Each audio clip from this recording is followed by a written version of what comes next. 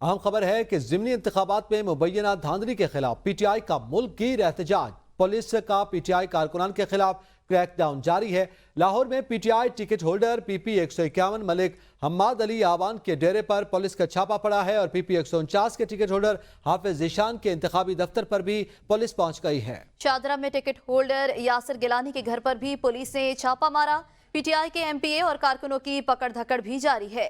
अहम खबर है, इस मुतालिक आपको आगाह कर रहे हैं। शादरा में टिकट होल्डर यासिर गिलानी के घर पर भी पुलिस ने छापा मारा है। मुबैना धांधली के खिलाफ पीटीआई का मुल्कगीर एहतजाज। कारकुनों की पकड़ धकड़ के लिए छापे मारे जा रहे हैं। लाहौर में PTI ticket holder Malik Hammad Ali Awan के डेरे पर छापा मारा गया है। मजीद जानेंगे उमर दराज गोंदल से।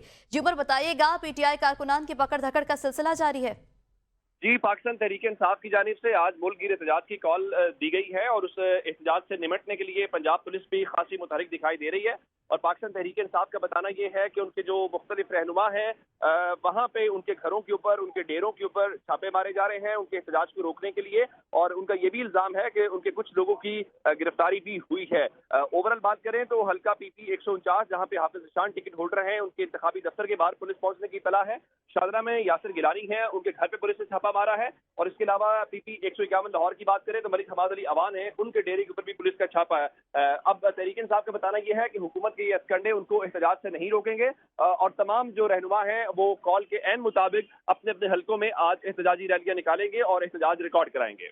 जी बहुत शुक्रिया। ब्यूरो चीफ लाहौर उमर दराज गोंदल हमें आगाह कर रहे थे।